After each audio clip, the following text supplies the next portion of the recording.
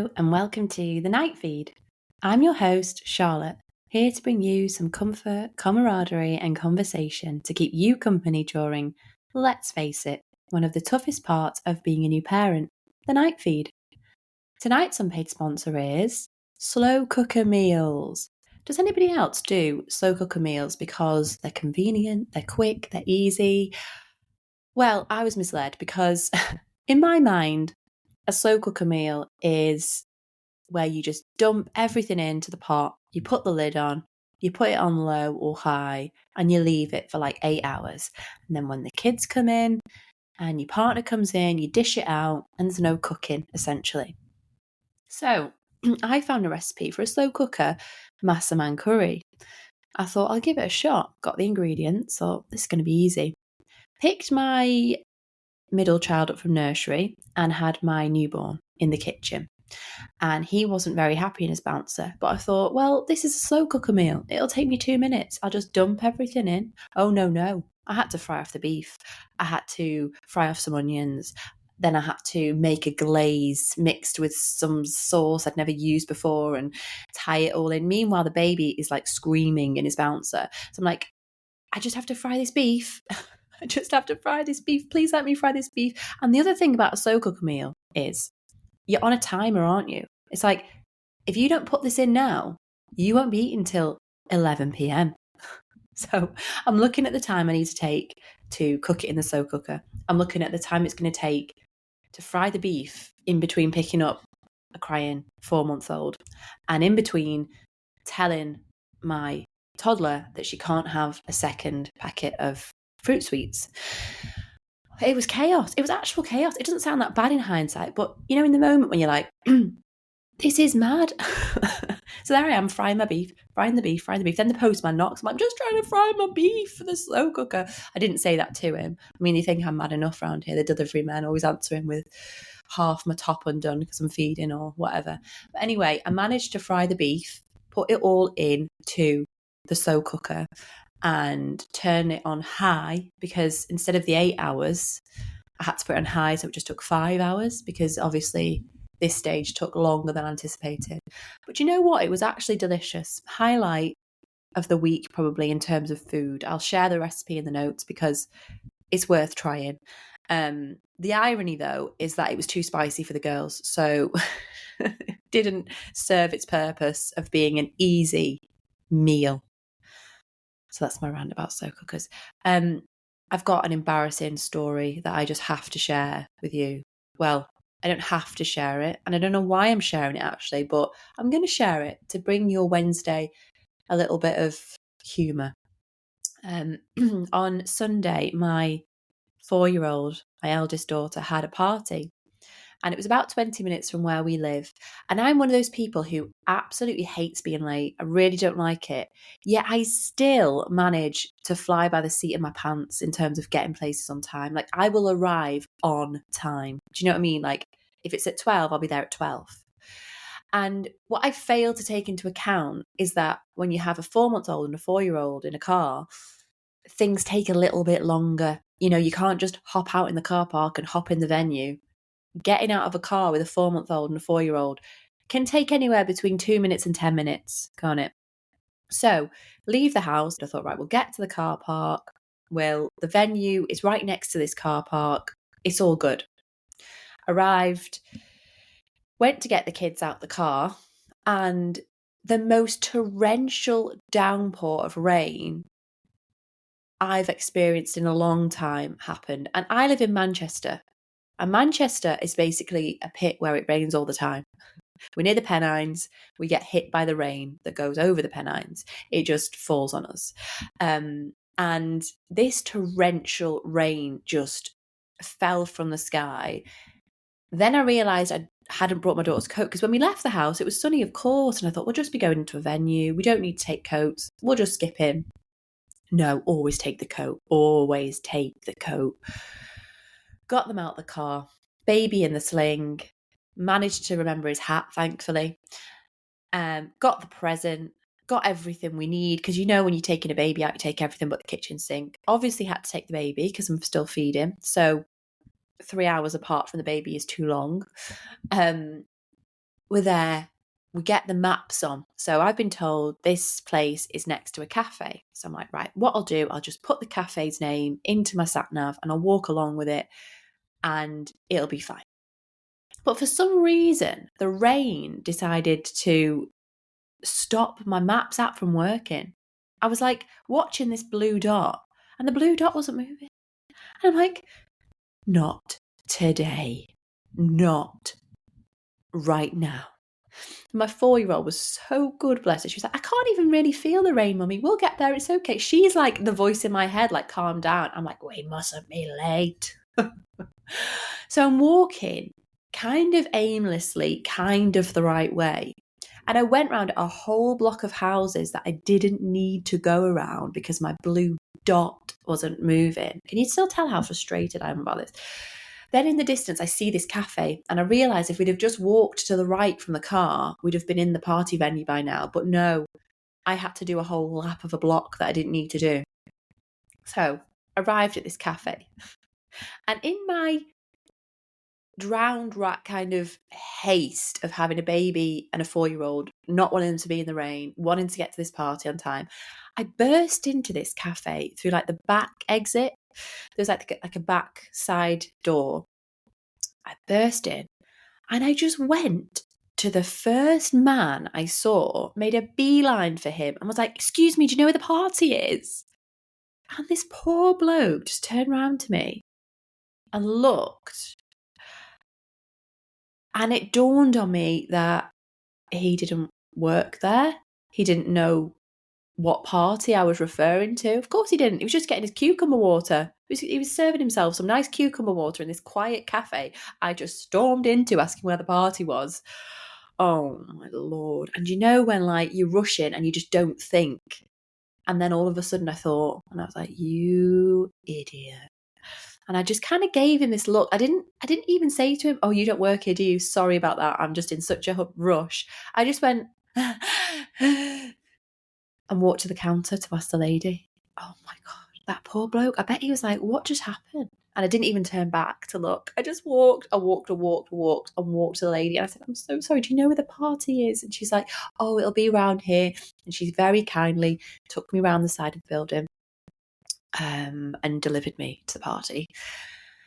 So yeah, note to self, a note to anybody else, never go to somewhere on time with a toddler and a 4-month-old because, you know, you'll arrive there with 1 minute to spare and that 1 minute will be mental. Yeah, that's my embarrassing story.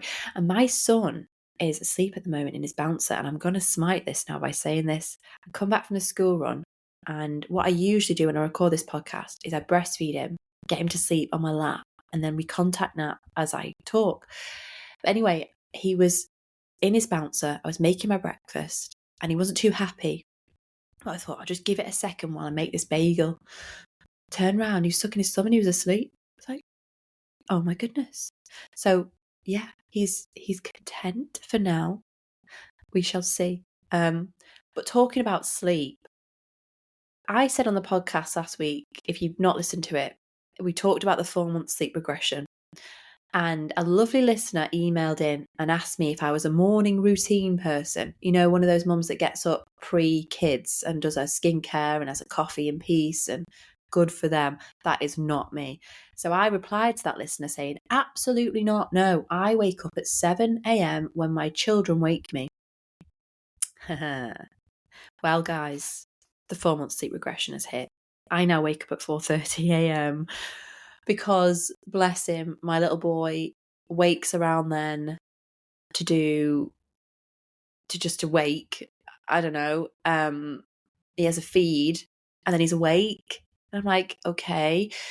So what I've been doing is the first 2 nights I just brought him down to the living room and we watched Graham Norton reruns because there's a Graham Norton channel on my TV. Who knew? Great entertainment at 5 a.m. in the morning. And I just watched that. I thought, well, I'm not going to wake Jason up as well by having him awake in the room. That makes sense for just one of the parents to be awake. So we came downstairs. He actually went off after about half an hour. And then I nodded off as well. And then last night, I went to rock him. This was about 4 8:30 he woke last night. He had a feed, wasn't going back to sleep. So I thought, right, we'll rock you. So I'm pacing the bedroom and I'm thinking about you all, I'm thinking about all the listeners to this podcast, all the mums who were up doing the same thing right now. And it gave me some comfort because my back was aching.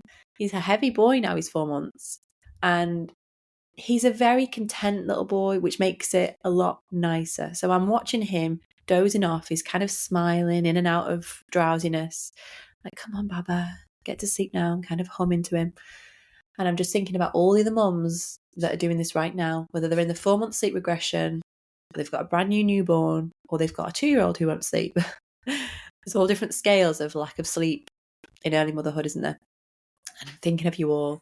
And I finally got him to sleep after half an hour of kind of pacing. And I lay on the bed too hard, didn't I? I kind of lay us both down onto the bed with a bit of a bump. And he woke again. And I had to then pace for another half an hour and rock him to sleep. So the 4-month sleep regression has hit. I am now a morning routine mum. The morning routine being that I either pace the bedroom floor or I watch Graham Norton reruns. So never joke when sleep is going well. Hear me. This is the law around sleep. Never joke when you are getting good sleep. And whether you have a newborn, a toddler, or an older child for that matter, sleep is not a joke. Okay, next tonight is the emails. And I've had a lovely listener called Jane message in this week saying, "Hi Charlotte, I wanted to write in to get your take on something. I'm currently 5 months postpartum and I feel rubbish. I'm a few stone over my pre-baby weight and I can't stop reaching for the rubbish when it comes to food. I want to diet and get rid of this weight, but I've heard that it can impact your milk supply. Do you have any advice? Is there anything you did to make yourself feel better?" Firstly, you know what I'm going to say. Give yourself some grace. You're 5 months postpartum. Your body is going to be a bit different. I think in this instance, what I did, I was kind to myself and I knew that I'd just given birth to a baby. And you're exclusively breastfeeding like me. You need to fuel that body. So you can't be thinking about cutbacks, I don't think, when you're breastfeeding. And I think you're right about it interfering with milk. I also read something that if you diet, it can reduce your supply. And that's the last thing you want to do, isn't it? And when I was ill, actually, a couple of weeks ago, I noticed, because I feel like you lose your appetite a bit when you're ill, don't you? I noticed my milk dropped a little bit. So whether that was just from being ill or the fact that I was not eating as much as I usually would, but you have to be really careful with that because ultimately we want to make sure that our babies are getting the fuel they need to grow. So I would avoid dieting when you're breastfeeding, especially. I think something that I would do is switch up your food. So rather than reaching for the sugary snacks, try and make sure you've got cupboards with high energy, high protein kind of snacks. Now, it's funny you wrote in actually because I was on ChatGPT the other night, my new little friend, and I was saying that I too want to feel better. I too can reach for the sugary snacks. I think it happens when you're breastfeeding. You need that sugar hit, especially when you're running after toddlers as well. You need, excuse me, you need that boost of energy. So I got some advice from ChatGPT, and actually, it's quite amazing. It gave me like a 7-day meal plan and a little workout routine. And this wasn't with an intention of losing weight. This is an intention of feeling better, feeling healthier, and feeling more energetic. So basically, its advice was to swap in high protein, high fiber foods instead of reaching for the sugar. And you can do this all in the ChatGPT free version. You can put in what your goal is, what you want. Again, I wouldn't say to try focusing on losing weight right now. You've just had a baby, you're breastfeeding. Let this be your season when you are, not feeling body conscious. Like, I think it's amazing what our bodies have done. And every mum is going to have parts of her body that look different, whether it's a bit of extra weight, whether it's stretch marks, you name it. There's going to be something. But just look down at that baby and think, this body made you. So don't be too hard on yourself. I would definitely recommend just eating better if you can. And that doesn't have to mean like salads every day. It can just mean like making healthy swaps. So instead of reaching for the sugar, sweets, reach for a banana. Instead of having a bar of chocolate of a night, maybe get some Greek yogurt in, nice granola, fruit, frozen berries is really nice with it. Just making swaps like that are going to fuel your body but still give you that sweetness and that sweet kick that you need. I really would just see how that fuels you. I actually have been making a homemade granola, and it's really simple. It's just like oats, mixed nuts that you can get from the supermarket. I use some coconut oil to bind it all together, and maple syrup and some cinnamon, really simple ingredients. I bake that in the oven for 5 to 10 minutes, and then I just stash it for the week, and I have that with Greek yogurt for morning. And that gives me the energy I need for the morning. And it's still quite nice and sweet actually. So it gives you that bit of sugar that you crave, but also fuels your body. So my advice ultimately is just to try and make better swaps when it comes to food. Don't reduce your intake. I wouldn't advise that you diet personally, and be kind to yourself. Be kind to yourself. You're only 5 months postpartum. You should be loving your body, not hating your body. So don't be feeling rubbish. I think the food that you can change up, I think what I notice is when I eat healthily in a day, I feel better. Yesterday I ate quite healthily and I felt quite full. You don't have to eat so much sugar and carbs and crisps and rubbish, because I think that's a very short-term fix. So I hope that helps. If you want to, I'd use ChatGPT to maybe, what I do is put in the supermarket I shop at, I ask for a meal plan that suits the family as well, and I get the ingredients, and it's really, really helpful. It does it in like each category, so your fruit aisle, your meat aisle, and it actually makes my week of meal planning a lot more efficient as well. So I hope that helps. Thanks for emailing in. Next, I found a forum post, and it says, parents of babies and toddlers who don't feel like you're drowning every day, what are your hacks? So this person's put this in this forum because they feel like they're drowning, basically. She said that her grandma used to cook everything from scratch, sewed all her kids' clothes, still had hobbies, a social life, and a part-time job. I'm sure none of that was easy and it wasn't without stress. But how am I, and this is us all new parents, finding it so hard, even though we just throw some chicken fingers in that were delivered to my doorstep in the oven, and do much less manual things that they would have done? I'm curious how you feel and if you have space to breathe and are doing it. And it is interesting, actually, isn't it? I've said this before on the podcast, whenever I'm having a moment, I think of like my great grandmothers who lived through the war and made their clothes and lived on rations and didn't have heating, didn't have washing machines, absolutely didn't have a dryer or a dishwasher. And you think, they did it.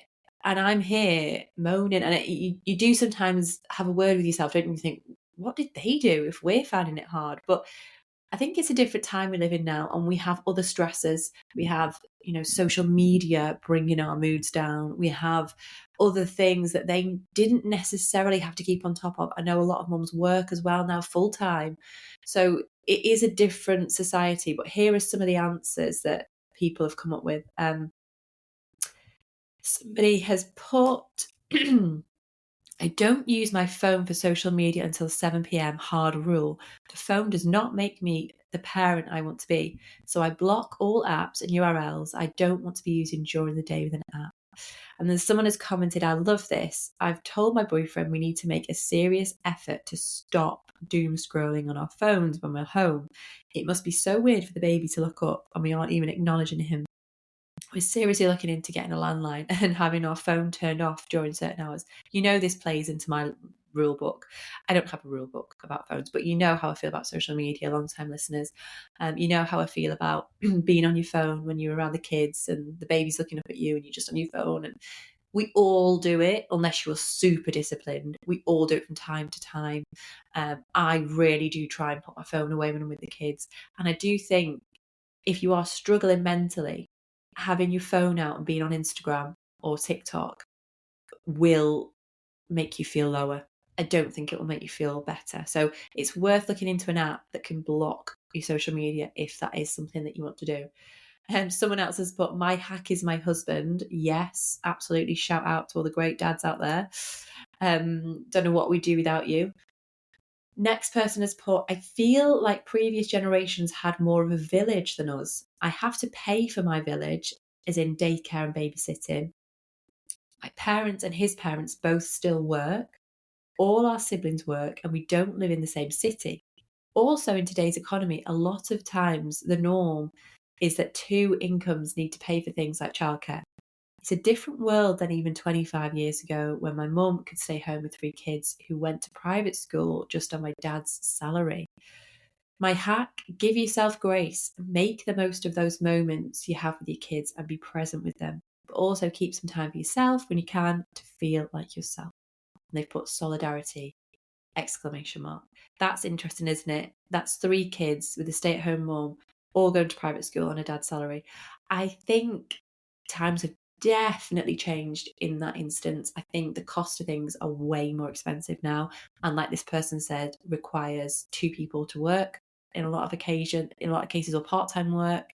And I also agree with giving yourself grace because, like I've said in the past, when the house is messy, it can eat me up sometimes. And it's like, well, it's only going to be messy again when you clean it. And I know you have to stay on top of it, but in order to fully enjoy being a parent, I think we do have to embrace a bit of mess. Otherwise, we'll go insane. Someone else has put, my hacks are having or making friends who also have babies and toddlers who can share the caretaking load, and having family around who can help. I absolutely second this. I have made some wonderful mum friends, and the difference it can make when you just go to theirs for a cup of tea with the kids. The kids play together, they entertain themselves. You get that one-on-one time, which, let's face it, is almost like counselling when you chat to another mum and she's like, oh my God, I totally get what you're saying. Mine had a meltdown as well the other day, blah, blah, blah. And you have that relationship where there's no judgment, there's no, anything like that. It's just, this is what I'm going through. Can you relate? And usually she absolutely can, or they absolutely can. So if you haven't got that, I would definitely get out to toddler groups, baby groups, get making friends. And sometimes it takes a lot of courage to pluck up and say to another mum, do you fancy a coffee afterwards? Because of the fear of them saying no. That's the worst that can happen, isn't it? I remember a girl come up to me at a baby yoga class and she was just really lovely and said, do you fancy a coffee? And I was like, actually, yeah, why not? Why not? And we became friends. And if she hadn't have plucked up that courage to say that to me, we would never have had that friendship. So be bold if you can, and don't worry if people say no. Like, what's the worst? I definitely make them friends because they can be a lifeline sometimes when things feel tough. So yeah, definitely make mum friends. Somebody else has put, the true cheat code is having a sense of humour. Always. And finally, someone else has put, I'm not working right now, and honestly, with the state of the semi-sleep deprivation I've been in the last 4.5 months, I don't know how the heck I would do that. I also don't put pressure on our family about milestones and increasing my baby's intelligence. To me, milestones are a great way to make sure baby is on the right track generally. If she lags a month or so behind, then I'll mention it to a paediatrician. There are days when nothing gets done, and that's okay. Parenthood isn't a race on a field track. It's a walk through the mountains in a snowstorm. Oh, sometimes you need to hunker down in a cave for a while. And I love that. Some days you can be absolutely on it. You can do the washing, you can do the admin, you can do the dishes, your house can be sparkling. And other days you live in a hovel. And I think that is part of being a parent. Some days I'm chasing my tail because the baby doesn't want to be put down and my toddler needs something and it's just chaos. Other days, everyone's on great form, all happy, hunky-dory, house is tidy. So don't kid yourself and think that everybody lives in this pristine world of Instagram clean. Give yourself grace. And I love that. Sometimes you just got to hunker down in a cave for a while with a nice cup of coffee and a good episode of Mad Men. That's just my personal opinion. I finished Mad Men and I'm gutted. Side note there. Oh, what a series. I finished it for the second time, actually. And apart from Friends, that's the only series I've watched twice. And I would highly recommend it. If you haven't watched it before, definitely great breastfeeding show or feeding show or chilling when the baby chills show. And if you have watched it before a while ago, give it another go, because second time round was so much better for me. It's really funny because the first time I watched it, sorry, I'm really going off on a tangent here. I was 25, living in Manchester city centre, working in marketing, in a completely different time of my life, going out for drinks after work, living that young life, young professional. Now I'm 35, watching it 10 years later. And I live in the suburbs and I'm a mum of 3 that stays at home. And it's so different seeing the different perspectives and seeing how Betty parents the mother in it. And wow, highly recommend. Highly, highly recommend. It's on Netflix in the UK at the moment. That's where I'm watching. Next night is What's Trending. And I saw quite a few videos recently. When you get into an algorithm and it just keeps feeding and feeding and feeding the beast. And I keep seeing these gorgeous videos of babies sleeping or a toddler sleeping. And the caption says something like, I just realised this isn't forever and my heart broke. Or these little hands only last so long. Or he'll only be asleep in my bed for another year. Or, oh my gosh, that really heartbreaking, it makes you realise that this is such a fleeting season. And I saw this quote that says, no stage of parenthood is forever, and that is both a relief and a heartbreak. And it really is. I've got my little 4-month-old napping on my lap at the moment, and I'm just like looking down at his little face. And you think, in the moment when you haven't done the dishes and you've got the school run to do, and you're like, you look down at the baby and think, well, when I'm 84, I'll have forgot about those dishes, but I won't forget about that face, So soak it in if you can. I know there's people out there struggling. I know there's people struggling with mental health, and I'm so sorry if you're going through anything like that.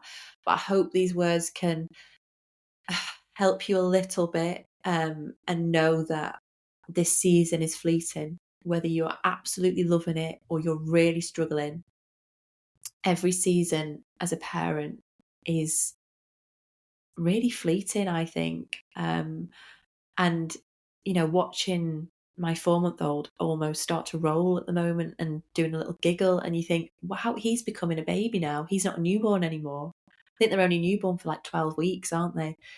And it just goes like the blink of an eye. But in the middle of the night, when you're placing the floorboards at 4 a.m, it can feel really difficult. So it's just my little reminder that no season of parenthood lasts forever. And just, I hope you're all okay. And it just really struck a chord with me. I thought I'd share. My self-care tip tonight is, if you can, with your baby, with your newborn, or however old your little baby is, go for a coffee and a little wander around a little village if you can. I did this when my 4-year-old was at the party on the weekend, and I had 2 hours. I thought, it was in a nice little village. And I walked around. It was Sunday, so it's quite quiet. There's a few charity shops open. And I just had a little potter. The baby was in the sling. He was asleep. And I looked through like some books. I didn't find one, but I was thinking I'll have a book and a coffee. But I went to go and get a coffee. And I just sat with the baby and had a moment of just stillness. And if you're on maternity leave at the moment, sometimes it can feel hard to get the moments in. I think we put a lot of pressure on ourselves to keep the house looking a certain way and to make sure we've done all the admin we have to do. And there's so much as an adult to do. And when you're off work on maternity, you can see it as, well, I'm off, I'll get things done. But you have to remember, you're off because you've had a baby. and you've got a small little baby there that needs your constant attention and care. So when you can, go out, go for a walk, go to a coffee shop on your own with your baby and just sit and have a coffee and take a book or don't take a book and just be in the moment and give yourself that time, because it really can help just slow things down for you. Give yourself that minute and that breather. And if you're lucky, the baby will stay asleep for a nice hour for you where you can just chill and relax, because that is a real bonus of having a newborn or a baby under 6 months, shall we say. They tend to sleep a lot and they're quite still. So while that time lasts, soak it in and be kind to yourself and enjoy that coffee.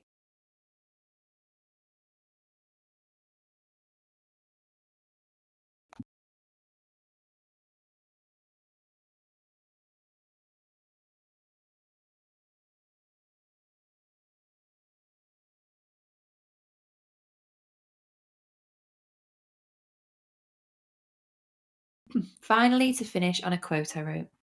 It's 3:45 a.m, Mama, and I see the moonlight spilling over your tired shoulders as you rock me. Your eyes are heavy, but they're the first stars I ever knew. Your heartbeat is my favourite song, even when it's tangled with worry. I know your bones ache, your mind races, and the silence of the world right now makes you feel so alone. But feel this, my tiny hand curled around your finger. Hear this, my breath sinking with yours. You are my whole universe, and I'm right here with you. This season is a storm, a sleepless and raw, but storms don't last. One day, these midnight hours will be echoes. My cries will turn to laughter, my fists will let go, and you'll miss how small I once was in your arms. You're not failing. You're building a love that will outlive these dark, lonely nights. Hold on, Mama. The sun is coming. And until then, I'll keep waking you, just to remind you, you are mine and I am yours, and that is everything. P.S. You're doing great. Thanks for listening this evening. I hope you're all doing okay wherever you are in the world. It's lovely to see where listeners are. I know I've got listeners in Iceland, Australia, Germany, Poland, Switzerland, the US, Canada. It's like so amazing seeing all these people all over the world listening. I hope it's helping get through those midnight hours, and I hope you're all doing well. And I wish you all a restful, peaceful night ahead. Good night.